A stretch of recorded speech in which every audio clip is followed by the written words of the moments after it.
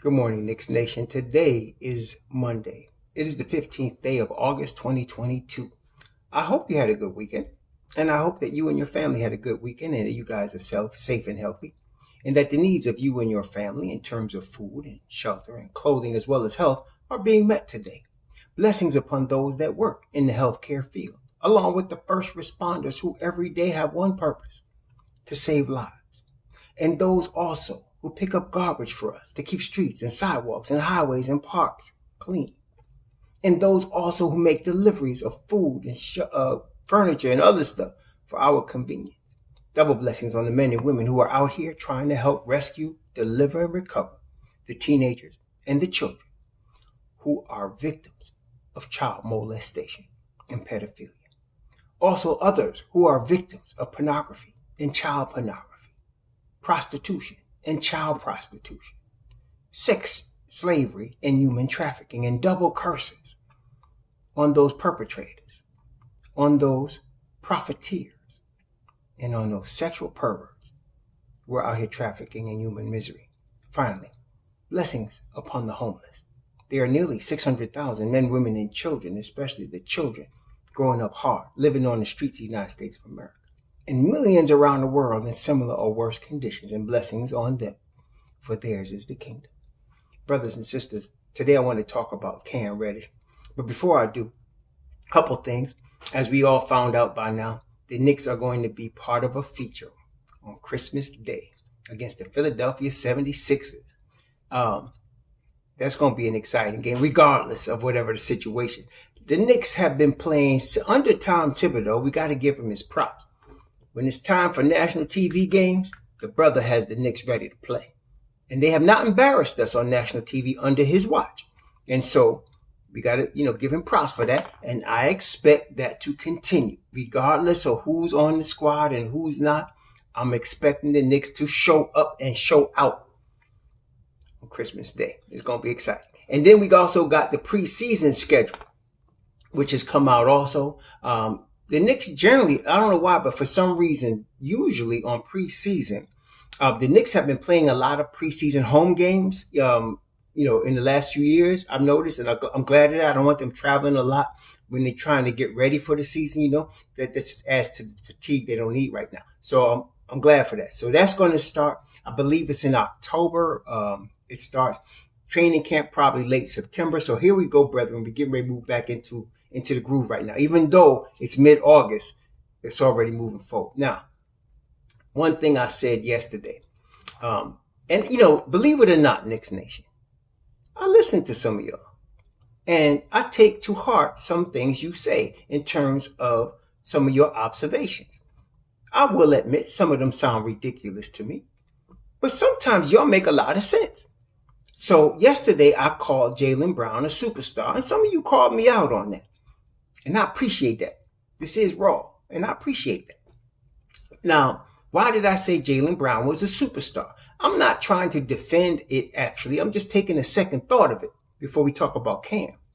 The reason is, if you look at the NBA champions, right? Like I did a search. I didn't do it right now, but I did it yesterday. I did a search of the last 10 NBA champions, right? Last 10 NBA champions, right? And I look at the last 10 teams, I just use that as a sample, the last 10 NBA champions.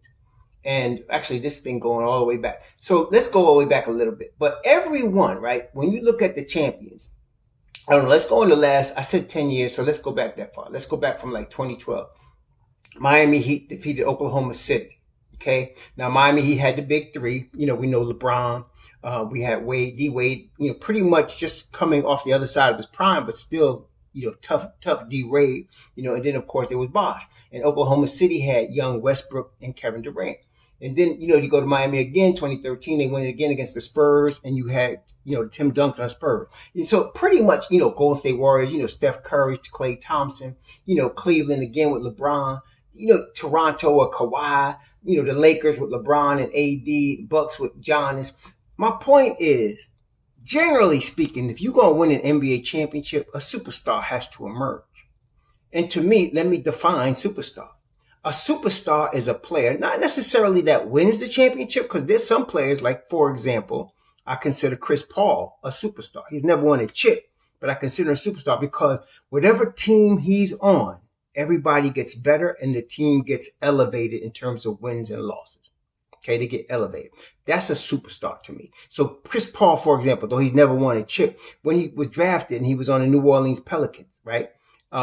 His team went from last to the bottom into the playoff picture. And every team he's on, whoever he's playing with, is in the playoff picture because of the type of player that he is. That's a superstar to me. And especially at crunch time, they usually show up. Now, somebody might criticize Chris Paul because, he gets hurt or whatever at the end. But I don't. I just say he's just been unfortunate. Pretty hard to win a chip in the NBA, man. This is the league.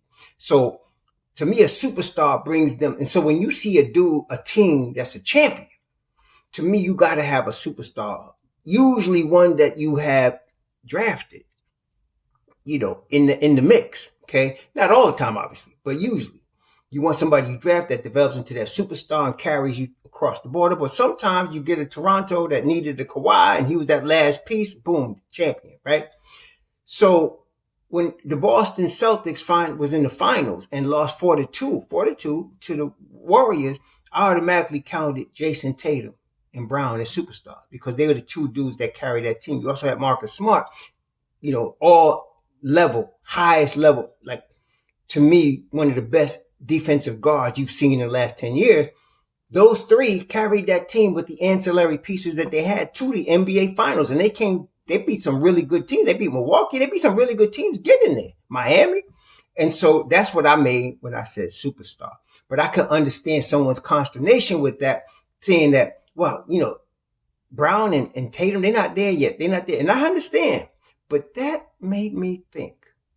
So if you're telling me, which you could be, and you might be right, that Boston actually went to the finals of the NBA without a superstar, that opens up possibilities for our Knicks, don't it? I mean, Brown and Tatum carried that team.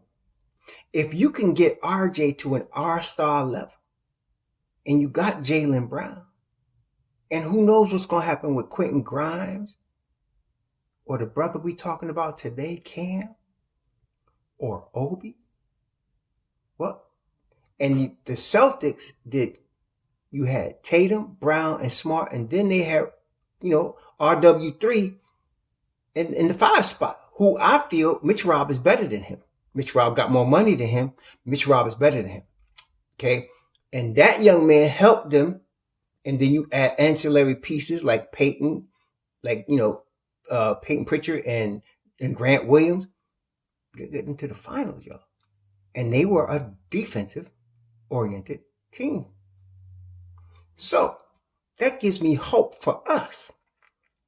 Because maybe we could do it by developing our own homegrown talent like Smart and Tatum and Brown and Williams. The Williams 3, RW3, as well as Grant Williams. All them players, Boston drafted. Then they went and added the kid they traded for from the Spurs, Derek White, and that's another piece that brought them. So, they have a possibility of moving to the next level because those guys, everybody I just named, is developing, except maybe Smart. Smart has already developed. He used to not be able to hit the broadside of a barn with a jump shot. But the brother's shooting very well. I think we all see he's shooting very well the last 2 seasons, and he's already Defensive Player of the Year, okay, at the guard spot. So they're developing. They could move to that next level. Okay. They were tempted with the Kevin Durant thing because that could have leapfrogged them into that finals again. But I can understand if you had some consternation about Jaylen Brown being a superstar. But I feel like if you are part of the 2 dudes, which he is, him and Tatum now, carry that team to the finals, I got to give you your props. Period. End of story. It's just like I wasn't into Jalen Brunson for the Knicks until I seen him drop 40 in the playoffs. Now, I don't make him a superstar, but I'm saying you dropping 40 in the NBA playoffs, bro. That's big. That's the big time right there. Big time. If you even average 40 during the season, you're a really great scorer, okay? But if you carry your team in the playoffs, when it's the most physical, the most intense, the most on the line, to me, you got my props right there. That's when Jalen Brunson won me over, okay? That's when he won me right there. I wasn't into him I didn't want the Knicks to go get him, but especially for no 20 million. But now he won me, okay, because he showed up right there. Okay, he showed up. To me, that brother is gonna show up in Madison Square Garden. But that's another thing. Today I want to discuss Cam Reddish. Now look, I'm gonna give you a little story. Follow me a little bit. My family's from Hempstead, New York. Originally, they came up from sharecropping in Florida and slavery before that in Florida, and came up in the 1920s to Hempstead, New York. So my father's side family, he had 8 brothers and sisters. One of them was my aunt who had a son. My aunt's son was a young man named Rory Glasgow. If you're from Hempstead, you know him, right? Don Ryan, who also helped Dr. J and others, was trying to help my cousin. My cousin was an NBA level talent, okay?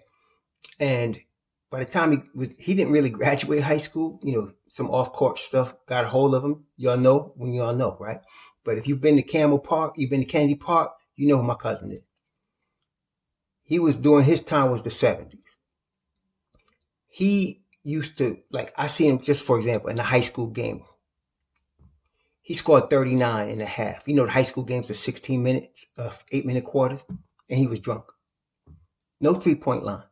And he scored 39 and a half. That's just give you an example of what we're talking about. There was a player named Jeff Rulin that ended up playing for Iona, ended up playing for the Sixers. My cousin toyed with him. My cousin's about 6'4". And so he had the talent, but the thing is that he could just roll out of bed. He never practiced. He could just roll out of bed and play like that. I never understood it. Just roll out of bed. He could smoke 2 packs of cigarettes, drink a quarter Old English, and then kill you all day. Okay? That's how he was. And he made it look easy. He made it look easy. He made it look so easy that if you didn't look at the stat line and see what he was doing, you'd think he was loafing. But nah, he wasn't loafing. He could just play, and it just came easy for him. Okay? I haven't seen that until now with Cam Reddish. That's why I say to y'all, somebody was asking me about his talent, and people's like, we can't trade him, blah, blah, blah. Hey, listen, I totally get it. I saw the video floating around of him practicing. I don't really get hyped about players in off-season practicing generally, but I do about Cam because it's not like I'm seeing anything new. I seen what I saw when he was a freshman at Duke and the videos I saw when he was in high school. He is so talented that he makes the game look easy. When you get a guy like that, all you need from a guy like that is the desire to be great. Then you got something. See, my cousin wanted to win every time he got on the floor. But the game came so easy to him. Like I said, he could roll out of bed and kill you. But it wasn't something, he didn't want to push it to the next level to get the best out of his talent and abilities. And there was a lot of going on off the court to add to that. But I'm thinking Cam, though, wants it. And that's the benefit of having played next to and playing next to a guy like RJ Barrett. Because RJ wants it. Okay? So I mentioned to y'all several times that Cam would be the first player the Knicks would trade if they were going to trade the young core. Why? Because he's an expiring deal. You don't have to pay him a lot of money, next year if he don't perform. If he gets hurt, forget it. Okay? And if he went to the Lakers and he got a chance to start next to LeBron, you're going to see it. Everybody going to see what I'm telling you right now. He makes it look easy. Okay? Which is one of the reasons I want to squash this whole Donovan Mitchell thing. I want to squash it. Because even what I said is true. I believe Cam is the most gifted Knick on the roster. I mean, of all of them. And we're talking about some gifted players. Julius Randle, say what you want about him. He's got natural gifts and abilities and strength. RJ, OB, natural gifted player. But Cam has it above all of them. I see it. When he just runs the court, you could just see. Some of us know, you know what I'm talking about. When some of y'all that's balling on the street, you know what I'm saying. When you see a brother and it's just there, man. Okay? He makes it look easy. I would love to keep him. And I would love to start him. You know what? I love Quentin Grimes, and I think Quentin Grimes is going to start at the 2. I told you he's going to start at the 2. Okay. Um, but daggone, I would have no problem with Cam starting at the 3 and RJ at the 2. I would have no problem with that. I'm not sure how Tibbs would feel about that, but I'm trying to be real about it. As talented as the young man is, Thibodeau, he can be frustrating in this way sometimes. Okay, so there's a pecking order, and I'm just telling you, in my view, in Tom Thibodeau's pecking order, Grimes is above Cam. But I feel like Cam, and he was, before Cam got hurt. Some of y'all, if you look back on the season, remember when they got Cam at first, he was getting some DMPs, but then he get minutes, and then he was the first guy off the bench before he got hurt. If we can get this brother, now, and I don't care if they trade Randall and start Obi, it's even better, because see, I feel like Obi and IQ were the nucleus of Mobb Deep, right? They were the nucleus of Mobb Deep. But if you trade Randall and you start Obi, IQ and Cam would be the new nucleus of Mobb Deep. I would like to see that. I would. Selfishly. For Cam's sake, he would get a better opportunity if he started beside LeBron. Oh my God. It'd be ridiculous. And also, if Tom Thibodeau wants to be fair about it, and I'm telling you, I like Quentin Grimes. I was pushing for the Knicks to draft him. Some of y'all know I called the draft. I said, get Deuce and Grimes. That's our guys. And that's who they got. But I'm going to tell you, if you want to be fair about it and let them battle it out in practice, Cam would be starting. I mean, if you want to be fair about it. I'm just saying. I'm not saying nothing against Quentin. And I'm not going to have any problem with Quentin Grimes starting at the 2. And that's why I'm saying to y'all, we need to trade Evan Fournier. You got Cam Reddish, and this brother floats up and down, floats. And he scores when he wants to. And he can play defense, and he got length, and he come out of a Duke program, so he plays with a high IQ. No, we got to trade Fournier. We got to get rid of Evan Fournier. I know he's a great shooter, but daggone it, I want to see Cam in that rotation. And I hope they get rid. Let's just forget this whole Donovan Mitchell thing, okay? 2 years' time, you might be looking at a Jaylen Brown or a Jason Tatum. 2 years' time, you might be looking at anybody. Could anybody become available? You might be looking at John Moran, or you might be looking at Luka or somebody. You don't know. 2 years, a lot happens in the NBA. It's a very fluid league. You never know what's going to happen in 2 years. And in the meantime, let's play the kids that we got. And man, I hope they don't trade Cam. I hope they don't. Okay, because I'm selfish about it. I want to see him in orange and blue.